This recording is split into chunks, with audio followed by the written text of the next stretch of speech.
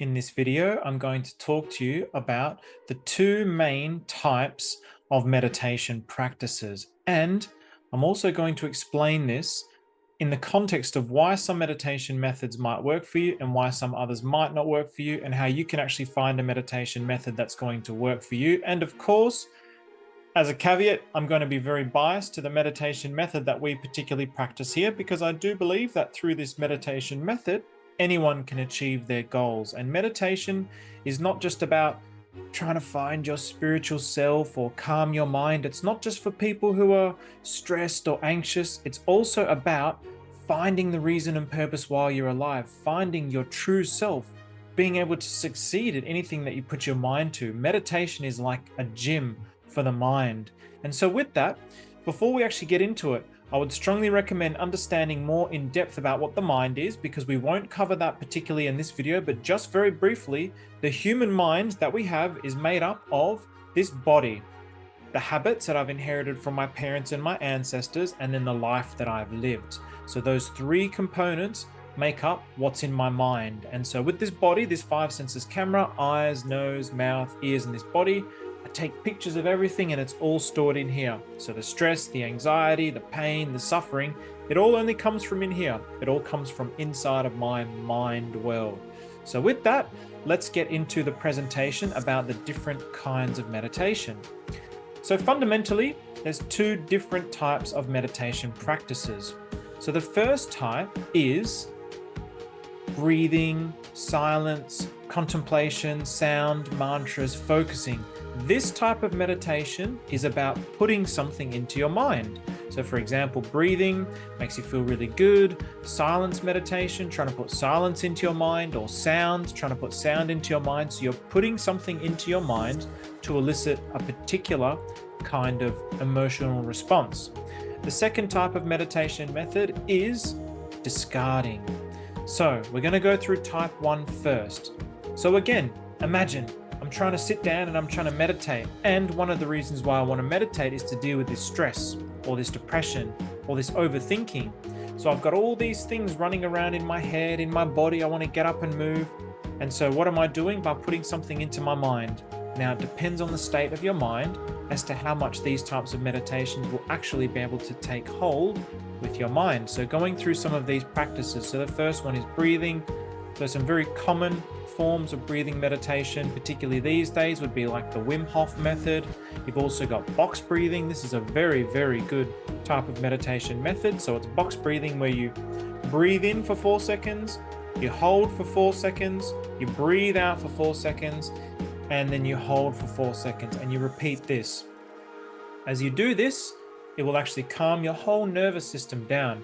But if you are in a state of anxiety or stress, it's going to be very, very difficult for you to actually pivot your mind away from that stress and that anxiety just through breathing. Again, it really depends on how intense that stress and anxiety is in your mind as to whether that breathing will catch on. Silence. This is possibly one of the more difficult types of meditation, where you're just trying to silence your mind. And so if your mind is racing around, it's really just like if you close your eyes, and this is a classic example, don't think of a pink elephant. And so as soon as I say that, a pink elephant is going to pop up into your mind. Those thoughts just keep going. This is the monkey mind. They just keep bubbling over. They're being produced by the body, the habits, and the life lived. So it's very, very good to get an understanding of what the mind is. You have contemplation types of meditation, where you watch your thoughts and you try to understand your thoughts, and you try to observe them objectively and see, okay, what kind of thoughts are coming up in my mind? And this is a form of meditation where I can come to certain kinds of conclusions about my life, so you can develop wisdom through this kind of practice. Then you have sound types of meditations, where it's all about vibration of sound or particular kinds of music, which actually makes you feel that calmness and really calms your body and calms your mind. So you're putting that sound into your mind in order to elicit a particular reaction. Then you have mantras. Probably one of the more popular forms of mantra meditations is something like transcendental meditation, where you have a mantra, and through that process of repeating the mantra, what you're actually doing is you're sidestepping your thoughts. So instead of paying attention to all those thoughts, you focus on this mantra. And in that process of focusing on the mantra, you're actually coming out of those thoughts. And that's where you can have this enlightenment of, oh, I'm not actually those thoughts. They're not me. And this is the process of enlightenment, of actually coming out of that false self. Then also you have focusing meditation. So you might focus on things like crystals, or you might focus on a flame to try and keep your attention there, to really harness your ability to stay in the present moment. But of course, again, it depends how much you've got going on in your head. That can be very difficult. If you've got so many things going on in your head, it can be very difficult to focus on anything, let alone a candle and trying to still your thoughts. It all depends on your state of mind. Then, if you think about this in the context then of putting something into your mind, all this is really doing is calming our mind while we meditate. And this is fantastic. So this is really good. If you want to get that instant relief, that calmness, these are the types of meditation methods that I would strongly recommend. But if the depth of the anxiety or the stress is too strong, it can be very hard to get into that state because the anxiety and the stress is too strong. So it's really overlapping your state of mind, and you really can't get into that sensation of calmness because there's too much going on in your mind. So really think about this then. What about when there's a stressful situation in our life? So not just when I'm feeling stressed, I want to feel calm, but let's say I go out into the real world, something happens, that stress comes up. Again, it's that same kind of context. Am I really able to control my mind and breathe in? And this is another method, breathe out slower than the in-breath, and it calms the whole parasympathetic nervous system. It's a wonderful meditation method, but if you're unpracticed, and also, again, depending on the intensity of that stress, the stress and the anxiety as we live our life, it really compounds in our mind. It gets stronger and stronger. And this is what actually creates the desire to want to meditate in the first place. The stress we had when we were children was not there. Then maybe in the teenage years, you started to get a little bit more stress. Then work life, that stress started to grow in your mind. And each time you start experiencing that stress or that anxiety, it gets worse and worse and worse. So when you have that stressful experience, these types of meditations, if they're too strong, you will not be able to, or it will be very difficult to feel that calmness from those types of meditation practices. And so this is why I'm extremely biased towards type 2 meditations, because it's all about discarding from the mind. So learning how to let go of what's in the mind. So we have all of these things in our mind, these tens of thousands of thoughts. So what we're actually doing through this meditation practice is we're reflecting on all those times in our life where we would have felt stressed. So if we talk about that stress and that anxiety building up over time, as we look back on our life, as we close our eyes and as we guide you, we as the experts will guide you through that process and will help you to let go of that stress. And gradually, as you continue to let go of that stress and that anxiety, it gets less and less and less and less and less until it's gone. The problem is, in your brain, the neurons are so strong, they're firing and they're just consuming your entire being. And so as we discard, when that stress comes up in a real situation, then that stress response is so fundamentally diminished compared to how it was if you didn't actually let go of it from the mind. And so this is why I would also recommend compounding these two meditation types together. First, if you discard, clear away the stress, then you can add the other types of meditations in there. If those types of meditation methods are really difficult for you to practice, I would strongly recommend trying to discard first so you can actually get into that state. And so then that calmness actually becomes you. So the anxious moments, the stressful situations, emotional situations, the worrying signs, all those things that are happening out there, when you have that equilibrium in your heart, in your mind, you're in control of your mind, then they don't affect you. So you can stay in this state of presence. So when they talk about being in the present moment, this is exactly what they're talking about. So now let's just dig into that present moment and let's talk about that state of mind that we're actually trying to achieve within meditation. So think about the universe, that infinite universe. We're going to use this circle to describe it. And in just a moment, I'm going to get you to close your eyes. But this universe is the master of everything. It created everything. So whether you think it's alive or it's dead, it's actually alive. This is the thing. We might look at it and think that it's dead, but really think about it. Everything in life gives birth to something. So that emptiness is giving birth to everything. So just like the ocean You think of the ocean and the waves come and they crash down into the ocean, and there's all this foam and droplets. The droplets and the foam and the wave and the different forms of the wave, they're indistinguishable from the ocean. We don't say that's a drop. We just say it's the ocean. Of course, yes, we identify it as a drop, but it's just the one indistinguishable ocean. It's the same as the universe. It's the same as what they're saying in science, in quantum mechanics, is just the one totality. So everything that comes in and out of form in that universe is that same one existence. It's only humans within our human mind which identify things and separate things in our human mind.